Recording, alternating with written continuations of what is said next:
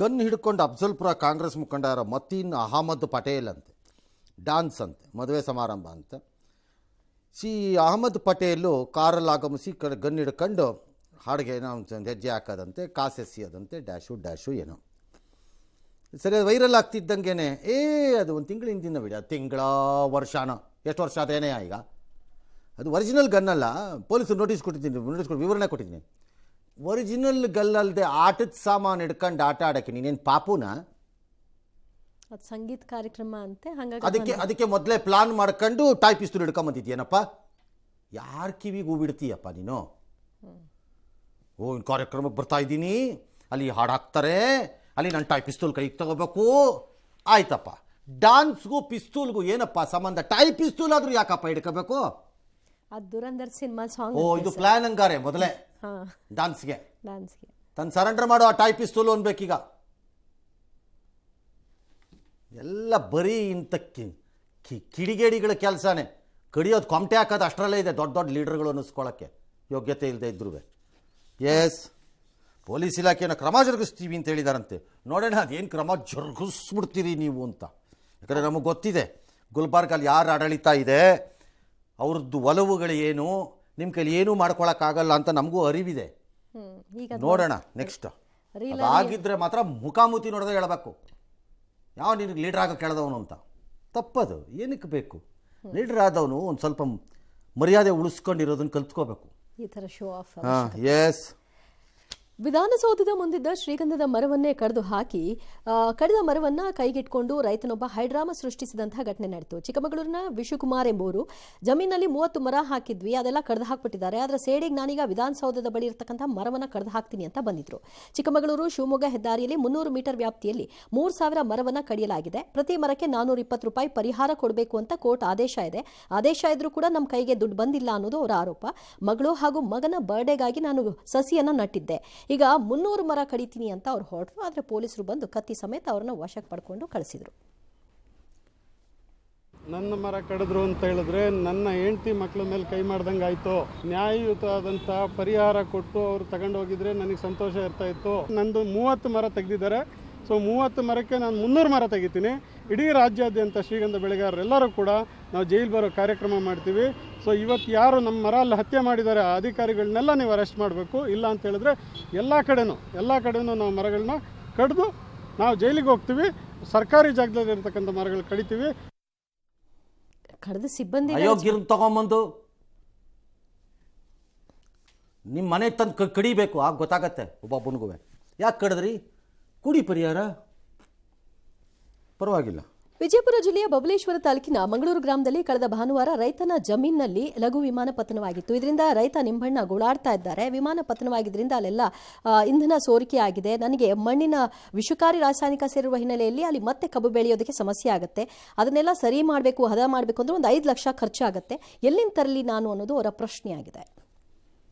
ಜಮೀನಕ್ಕೆ ಮತ್ತು ಅದೀಗ ಅದು ಬಿದ್ದ ಕೇಸಿಗೆ ಮಂದಿ ಅದು ದಟ್ನಿ ಅದು ಎಣ್ಣೆ ಸೋರಿ ಅದು ಇದು ಆಗಿ ಅಲ್ಲಿ ನಮಗೆ ಕಬ್ಬ ಲುಕ್ಸಾನ್ ಆಕತ್ರಿ. ಬಾಡಿ ಹೇಳಂಗಿಲ್ಲ ರೀ, ಅದು ಮುಂದೆ ಇನ್ನು ಗಳೆ ಹೊಡೆದು ತೆಗೆದು ಮಾಡ್ಬೇಕ್ರಿ ಅದನ್ನು. ಈ ಪ್ರಕಾರ ನಮಗೆ ಲುಕ್ಸಾನ್ ಆಕತ್ರಿ. ಮತ್ತು ಅದಕ್ಕೇನು ನೀವು ಪರಿಹಾರ ಅದಕ್ಕೇನು ಕೊಟ್ಟ ಕೇಸಿ ನೀವು ಏನು ಮಾಡ್ತೀರೋ ಮಾಡಿರಿ. ಇಲ್ಲಿಂದೇನು ದೊಡ್ಡ ಸಮಸ್ಯೆ ಆಗಲಿಕ್ಕಿಲ್ಲ ಅನಿಸುತ್ತೆ ಭೂಮಿಗೆ, ಬಟ್ ಪರಿಹಾರ ಕೊಡಬೇಕು. Because there are established norms and rules. ಈ ಥರದ್ದಾದಾಗ ಭಾಳ ಹಿಂದೆ ಕಾನ್ಕಾರ್ಡ್ ವಿಮಾನ ಲಂಡನ್ ಟು ನ್ಯೂಯಾರ್ಕ್ ಹೋಗ್ತಿತ್ತು, ಫಾಸ್ಟೆಸ್ಟ್ ವಿಮಾನ ಅದು. ಅದಕ್ಕಿಂತ ಇನ್ನು ಫಾಸ್ಟ್ ವಿಮಾನ ಬಂದಿಲ್ಲ. ಅದು ನಿಲ್ಲಿಸಾಯ್ತು, ಅದನ್ನು ಸಮಸ್ಯೆ ಆಯಿತು ಅಂತ ನಿಲ್ಲಿಸ್ಬಿಟ್ರು. ಬಟ್ ಅದು ಟೇಕ್ ಆಫ್ ಮಾಡೋವಾಗ ಹೀಥ್ರೂ ಏರ್ಪೋರ್ಟಲ್ಲಿ ಸಮೀಪದಲ್ಲಿರೋ ಮನೆಗಳದ್ದು ಕಿಟಕಿಗೆಲ್ಲ ಹೊಡೆದೋಗ್ಬಿಡ್ತಿತ್ತು. ಅದರದ್ದು ಸಾನಿಕ್ ಬೂಮ್ಗೆ ಸೌಂಡ್ಗೆ ಪರಿಹಾರ ಕೊಡ್ತಿದ್ರು, ರೆಗ್ಯುಲರಾಗಿ ಪರಿಹಾರ ಕೊಡ್ತಿದ್ರು, ಬೇರೆ ದಾರಿ ಇಲ್ಲದೆ. ಇದು ಅಷ್ಟೇ, ಬಿದ್ದು ಡ್ಯಾಮೇಜ್ ಮಾಡಿರೋದ್ರಿಂದ ಪರಿಹಾರ ಕೊಡಬೇಕು.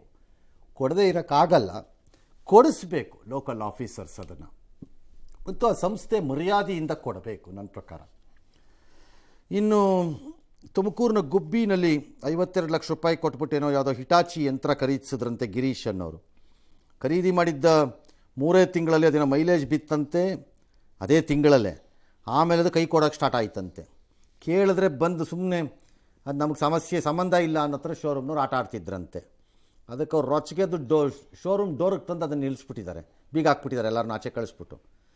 ಸರಿ, ಈಗ ತಿಂಗಳಿಗೆ ನಾನು ಬಾಡಿಗೆ ಇದು ಕಟ್ಟಬೇಕು EMIನ, ಇದು ರಿಪೇರಿ ಹಾಕೊಂಡು ಹಿಂಗೆ ನಿಂತು ನನ್ನ ಗತಿ ಏನು ಅಂತ ಅವ್ರ ಪ್ರಶ್ನೆ.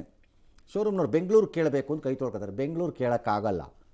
ಮಾರೋವಾಗ ನೀವು ಬೆಂಗಳೂರನ್ನ ಕೇಳಿಬಿಟ್ಟು ಮಾರಿರಲ್ಲ, ಅದು ನಿಮ್ಮದೇ ಜವಾಬ್ದಾರಿ. ನೀವು ಬೆಂಗಳೂರಿನಾದ್ರು ಕೇಳಿ, ಅಮೇರಿಕಾನಾದರೂ ಕೇಳಿ, ಇಲ್ಲ ಹಿಟಾಚಿ ಅಂದ್ಬಿಟ್ಟು ಹೊಸದಾಗಿ ಎಲೆಕ್ಟ್ ಆಗಿದ್ದಾರೆ ಜಾಪನೀಸ್ ಪ್ರೈಮ್ ಮಿನಿಸ್ಟ್ರು, ಬೇಕಾದ್ರೆ ಅವ್ರನ್ನಾರು ಹೋಗಿ ಕೇಳ್ಕೊಳ್ಳಿ.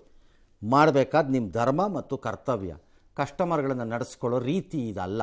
ಅದನ್ನು ಟಾಟಾ ಕಂಪನಿ ನಿಮ್ಗೆ ಹಂಗೆ ಹೇಳಿರಲ್ಲ ಹಂಗೆ ನಡೆಸ್ಕೋ ಅಂತ, because it's A good company. ಭಾಳ ಧರ್ಮ ಕರ್ಮ ಗೌರವದಿಂದ ನಡ್ಕೊಳ್ಳೋ ಕಂಪನಿ ಅದು. ಹಂಗಾಗಿ ಆ ಕಂಪನಿ ಮಾನ ಮರ್ಯಾದಿನ ಹರಾಜು ಹಾಕಬೇಡಿ, ಎಲ್ಲ ಸೇರಿಕೊಂಡು ಲಜ್ಗೆಟ್ ಅವ್ರ ಥರ ಆಡಬೇಡಿ. ಅದು ಏನಿದೆ ನೋಡಿ, ಏನಾಗುತ್ತೋ ಅದನ್ನು ರಿಪೇರಿ ಮಾಡಿ ಕೊಡಬೇಕಷ್ಟೆ. ಆಗಿದ್ದರೆ ಸುಮ್ಮನೆ ಸತಾಯಿಸೋದು. ಎಸ್. ನಾಡಿನ ಹೆಮ್ಮೆಯ ಮೈಸೂರು ಸ್ಯಾಂಡಲ್ ಸೋಪ್ಗೆ ಹೊಸ ರಾಯಭಾರಿಯಾಗಿ ಬಹುಭಾಷಾ ನಟಿ ತಮನ್ನಾ ಭಾಟಿ ಅವರನ್ನ ಪ್ರಚಾರದ ರಾಯಭಾರಿಯಾಗಿ ನೇಮಕ ಮಾಡಲಾಗಿದೆ. ಮೈಸೂರು ಸ್ಯಾಂಡಲ್ವುಡ್ ಸೋಪ್ನ ಮಾರುಕಟ್ಟೆ ವಿಸ್ತರಿಸುವ ಹಿನ್ನೆಲೆಯಲ್ಲಿ ಇಂದಿನಿಂದ 2 ವರ್ಷದ ಅವಧಿಗೆ ರಾಯಭಾರಿಯಾಗಿದ್ದಾರೆ. ವಿರೋಧದ ನಡುವೆಯೂ ತಮನ್ನಾರನ್ನೇ ಪ್ರಚಾರ ರಾಯಭಾರಿಯಾಗಿ ನೇಮಕ ಮಾಡಲಾಗಿದ್ದು, ಇದು ನನ್ನ ಜೀವನದ ಹೊಸ ಅಧ್ಯಾಯ ಹಾಗೂ ಜವಾಬ್ದಾರಿ ಅಂತ ನಟಿ ಖುಷಿಯನ್ನ ಹಂಚಿಕೊಂಡಿದ್ದಾರೆ. ತಮನ್ನಾ ಆಯ್ಕೆಯ ವಿಚಾರವಾಗಿ ಸಂಸದ ಸುಧಾಕರ್ ಅವರು ವಿರೋಧವನ್ನು ವ್ಯಕ್ತಪಡಿಸಿದ್ದಾರೆ. ಎಲ್ಲರಿಗೂ ನಮಸ್ಕಾರ. It's a matter of huge pride and honor to be a part of the KSTL family. What they have shown me today is so much warmth and love. To be honest, that's what my career in the past 20 years has been. ಸಂಸದ ಸುಧಾಕರ್ಗೆ ಯಾಕೆ ಮಯೂರಿ? ಕನ್ನಡದವ್ರು ಯಾರು ಇರಲಿಲ್ವಾ? ಸುಮ್ಮನೆ ಕೂತ್ಕೊಳ್ರಿ, ನೀವು ಕರೆದಿರೋದು ಅಷ್ಟರಲ್ಲ ಇದೆ. ಸುಮ್ಮನೆ ಯಾರಿಗೆ ಹೇಳ್ತೀರಿ ಬಂದು? ಇದು ಭಾಳ ಹಿಂದೆನೇ ಅಪಾಯಿಂಟ್ಮೆಂಟ್ ಅಂತ ಗಲಾಟೆ ಆಗಿತ್ತಿದು. ಆಗ KSNDಯಲ್ಲೂ ಕರೆಕ್ಟಾಗಿ ಹೇಳಿದ್ರು ಅಂತ ನನ್ನ ನೆನಪದು. ಇದು ಪ್ಯಾನ್ ಇಂಡಿಯಾ ವ್ಯಾಪಾರದ ವ್ಯವಹಾರ. ಇದು ಮೈಸೂರು ಸ್ಯಾಂಡಲ್ ಸೋಪ್ನ ಶಿವಾಜಿನಗರದಲ್ಲಿ ವ್ಯಾಪಾರ ಮಾಡೋಕ್ಕಲ್ಲ ಕೂತ್ಕೊಂಡಿರೋದಿಲ್ಲಿ. ಮಾರುಕಟ್ಟೆ ವಿಸ್ತರಣೆಗೆ ಅದಕ್ಕೆ ತಕ್ಕಂತೆ ಮುಖಾನೂ ಬೇಕು. ಕರ್ನಾಟಕದಲ್ಲಿ ಜನ ಇಲ್ಲ ಅಂತಲ್ಲ, ರೆಕಗ್ನಿಷನ್ ಆಗೋ ಥರದ್ದು. ಅದು ಕರ್ನಾಟಕದಲ್ಲಿ ಆ ಥರ ರೆಕಗ್ನೈಸ್ ಆಗಬಹುದಾದ ಒಂದು ಹೆಣ್ಣು ಮಗಳಿಂದ ನಾವು ಅಪ್ರೋಚು ಮಾಡಿದ್ವಿ, ಆಕೆ ರೆಸ್ಪಾನ್ಸು ಮಾಡಲಿಲ್ಲ ನಮಗೆ. ಬೇರೆ ದಾರಿ ಇಲ್ಲದೆ ಇದನ್ನು ಮಾಡ್ಕೊಂಡು ಹೋದ್ವಿ, ಅದಕ್ಕೊಂದು ಕಮಿಟಿ ಮಾಡಿತ್ತು ಅಂತೆಲ್ಲ ಹೇಳಿದ್ರಪ್ಪ. ದಟ್ಸು ಕೇನ್ಸತ್ ನನಗೆ. ಮತ್ತೆ ಅದನ್ನ ಎಳೆಯೋದು, ಅದನ್ನ ಸುಧಾಕರ್ಗೆ ಯಾಕೆ ಮಯೂರಿ? ನಿಮ್ದೇನ್ರಿ ಪ್ರಾಬ್ಲಮ್ಮು ತಮನ್ನಾ ಜೊತೆ?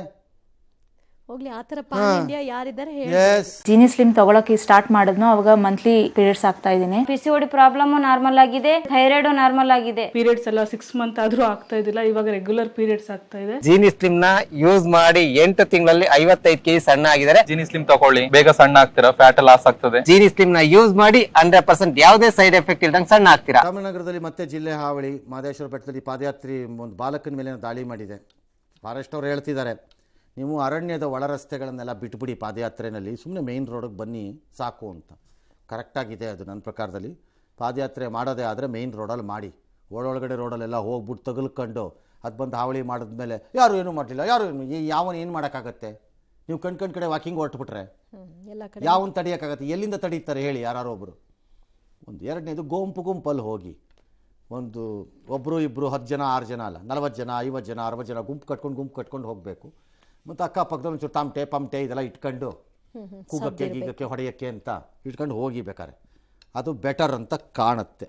ಈ ಮಧ್ಯೆ ಬೆಂಗಳೂರು ಅಂಜನಾಪುರದಲ್ಲಿ ಮತ್ತೆ ಅದು 5ನೇ ಬ್ಲಾಕಲ್ಲಿ ಅದು ಚಿರತೆ ಕಾಣಿಸ್ಕೊಂಡಿದೆಯಂತೆ, ಯಾರ್ದೋ ಮನೆ ಗೇಟ್ ಹತ್ರ ಬಂದಿದೆಯಂತೆ, ಬಂದು ವಾಪಸ್ ಹೋಗಿದೆ. ಒಳ್ಳೆಯದು, ಸರಿ. ಉದ್ಯಮಿ ಸಿಜೆ ರಾಯ್ ಆತ್ಮಹತ್ಯೆ ಪ್ರಕರಣ ವಿಚಾರಣೆ ಮತ್ತಷ್ಟು ಚುರುಕು ಪಡ್ಕೊಂಡಿದ್ದು 4 ಐಟಿ ಅಧಿಕಾರಿಗಳ ವಿಚಾರಣೆಯನ್ನು ನಡೆಸಿದ್ದಾರೆ. ಕೇರಳದ 4 ಐಟಿ ಅಧಿಕಾರಿಗಳಾದ ನಿತಿನ್ ಬಿಜು ಮತ್ತು ಕೃಷ್ಣ ಪ್ರಸಾದ್ ಸೇರಿದಂತೆ 4 ವಿಚಾರಣೆ ನಡೆದಿದ್ದು, ಆ ದಿನ ಏನೆಲ್ಲ ಆಯಿತು ಅನ್ನೋ ಮಾಹಿತಿಯನ್ನು ಪಡ್ಕೊಳ್ತಿದ್ದಾರೆ. ಆತ್ಮಹತ್ಯೆ ಪ್ರಚೋದನೆ ಇದರಲ್ಲಿ ಅಧಿಕಾರಿಗಳ ಪಾತ್ರ ಇದೆಯಾ ಅಂತ ನಮ್ಮವ್ರದ್ದು ತನಿಖೆಯ ಭಾಗ. ಕುಡುಕ ತಂದೆಯೊಬ್ಬ SLC ಓದ್ತಿರೋ ಮಗಳನ್ನು ಶಾಲೆಗೆ ಹೋಗಬೇಡ ಅಂತೇಳಿ ಪುಸ್ತಕನೆಲ್ಲ ಸುಟ್ಟಾಕಿ ಎಲ್ಲ ಮಾಡಿದ್ದಾನೆ ದಾವಣಗೆರೆಯಲ್ಲಿ.